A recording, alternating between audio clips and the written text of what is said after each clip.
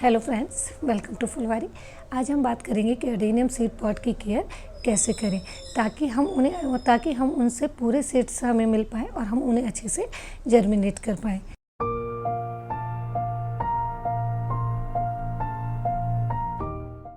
ये देखिए हमारे एडेनियम पर कितने सारे सीड पॉट बन रहे हैं। ये देखिए कितना बड़ा सीड पॉट है। ये देखिए इस पे भी, और ये तो ज़्यादा बड़ा प्लांट भी नहीं है, और इस पे भी ये देखिए सीड पॉट बन रहे हैं। तो जब आपके एडेनियम पर सीड पॉट बनने लगे तो आपको कुछ बातों का ध्यान रखना है ताकि आपके सीड पॉट हेल्दी रहें और उनसे हेल्दी सीड्स आपको मिल पाएँ। फूल खिलने के बाद जब वहाँ से कुछ फली जैसा दिखाई दे तो आप समझ लीजिए कि आपके एडेनियम पर सीड पॉट बन रहा है। ये देखिए मेरे जैसे इस पे, ये देखिए अभी ये फूल यहाँ से खिला है, और इसके बाद ये देखिए इस तरह से, ये बहुत छोटा, मेरे ख्याल से ये एक अभी बना है, 1-2 दिन का ही ये सीड पॉट है। ये कुछ इस तरह से दिखाई देता है। जब फूल खिलने के बाद जब आपके एडेनियम पर इस तरह से दिखाई दे तो आप समझ लीजिए कि आपके एडेनियम पर सीड पॉट बन रहा है। देखिए ये अभी 1-2 दिन का ही सीड पॉट है। ये जो इस पे फलियाँ बनती है इन्हें ही सीड पॉट कहते हैं। इन सीड पॉट में एडेनियम के सीड्स होते हैं। एक सीड पॉट में 30 से लेकर 50 तक सीड्स होते हैं। ये जो सीड पॉट होते हैं या फलियाँ होती हैं, ये पहले ग्रीन कलर की होती हैं और जब मैच्योर होने लगती हैं तो ये ब्राउन कलर की हो जाती हैं। ये जो सीड पॉट आते हैं ये हमेशा पेयर में आते हैं। देखिए जैसे ये फलियाँ हैं, इनको सीड पॉट कहते हैं और ये हमेशा पेयर में आते हैं। जब ये सीड पॉट मैच्योर हो जाते हैं तो ये फट जाते हैं, और इतने प्रेशर से फटते हैं कि इनके जो सीड्स होते हैं वो इधर उधर फैल जाते हैं। इसके जो सीड्स होते हैं वो काफ़ी रोएदार होते हैं और बहुत हल्के होते हैं। इतने हल्के होते हैं कि हवा में इधर उधर फैल जाते हैं। तो ये सीड्स इतने हल्के होते हैं कि हवा में इधर उधर फैल जाते हैं। तो जब आपके एडेनियम पर सीड पॉट बनने और जब वो लगे कि मैच्योर होने लगे तो उसे किसी चीज़ से बांध देना चाहिए ताकि वो हवा में इधर उधर नहीं फैले।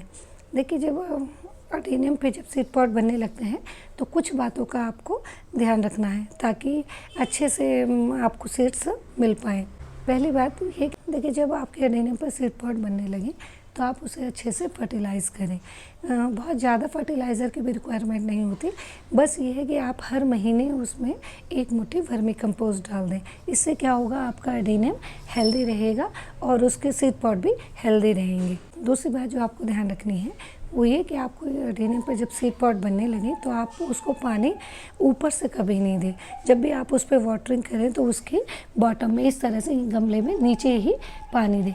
कई बार क्या होता है, ऊपर से जब हम पानी देते हैं तो इसके सीड पॉट में पानी चला जाता है, जिससे सीड पॉट में फंगस लग सकती है और आपका सीड पॉट ख़राब हो सकता है। और एक आपको ये भी ध्यान रखना है कि यदि आपके एडेनियम के जो सीड पॉट हैं वो काफ़ी मैच्योर हो रहे हैं और आपके यहाँ बारिश आती है तो आप अपने एडेनियम को ऐसी जगह प्लेस कर दीजिए जहाँ बारिश का पानी नहीं आए ताकि आपके सीड पॉट ख़राब नहीं हो। एक और बात आपको ध्यान रखनी है कि यदि आपके यहाँ टेम्परेचर 45 डिग्री या उससे ज़्यादा है तब आप अपने एडेनियम की, जैसे ये जो कोडेक्स है, इसको किसी अखबार या कट्टे की मदद से ढक दें ताकि तेज़ धूप से आपका जो कोडेक्स है वो जले नहीं। यदि कोडेक्स पर तेज़ धूप पड़ेगी तो इससे भी सीड पॉट ख़राब हो सकता है। तो ये कुछ चीज़ें हैं, यदि आप इनका ध्यान रखेंगे तो आपके सीड पॉट एकदम हेल्दी रहेंगे। किसी सीड पॉट में सीड्स ज़्यादा होते हैं और किसी में थोड़ा कम होते हैं। जैसे ये देखिए ये वाला जो सीड पॉट है, चूँकि काफ़ी, देखिए कितना लंबा सीड पॉट है, ये देखिए ये मेरे हाथ से भी लंबा हो रहा है, तो इसमें काफ़ी सारे सीड्स होंगे। जबकि ये जो है ये छोटा सीड पॉट है तो इसमें थोड़ा कम सीड होंगे। जब आपके सीड पॉट आपको लगे कि ब्राउन होने लगे हैं, वो मैच्योर होने लगा है, तो आप उसे किसी धागे या टेप की मदद से ऐसे बांध दीजिए। देखिए जैसे ये मैंने इस पर धागा बांध दिया है, क्योंकि ये थोड़ा थोड़ा ब्राउन होने लगा है इसलिए मैंने ये धागा बांध दिया है ताकि ये जब सीड पॉट बर्स्ट हो तो इसके जो सीड्स हैं वो इधर उधर नहीं फैलें। या किसी पॉलीथीन वगैरह की हेल्प से भी आप इसको ऐसे बंद कर सकते हैं ताकि जब ये फली फटे तो ये इसके जो सीड्स हैं वो उड़े नहीं। जो ये सीड पॉड बनते हैं वो हमेशा मैच्योर प्लांट पर बनते हैं। काफ़ी लोगों का कहना होता है कि वो प्लांट अडेनियम नर्सरी से लाए और उस पे सीड पॉड नहीं बन रहे। तो जब आपका प्लांट थोड़ा पुराना हो जाएगा, थोड़ा मैच्योर हो जाएगा, 4-5 साल का हो जाएगा, तभी उस पे सीड पॉड बनते हैं। जो ये सीड पॉड बनते हैं वो देसी जो अडेनियम होता है उस पर ज़्यादा बनते हैं, जो ग्राफ्टेड अडेनियम होते हैं उस पर कम बनते हैं। ऐसा नहीं है कि ग्राफ्टेड अडेनियम पे सीड पॉड नहीं बनते, पर उस पर थोड़ा कम बनते हैं। अभी ये देखिए, ये मेरा जो ग्राफ्टेड अडेनियम है, ये यहाँ से ग्राफ्ट किया हुआ है, ये इस जगह से ग्राफ्ट किया गया है, ये देखिए। और जो ये सब सीड पॉड बन रहे हैं वो किसी भी कोई आपको यदि अडेनियम का पसंद, कोई फूल पसंद है, मल्टी पेटल का या कोई कलर पसंद है, तो आप उसकी कटिंग लेके किसी भी अडेनियम पर ग्राफ्ट कर सकते हैं। तो उससे आपको मनपसंद कलर का अडेनियम मिल जाता है।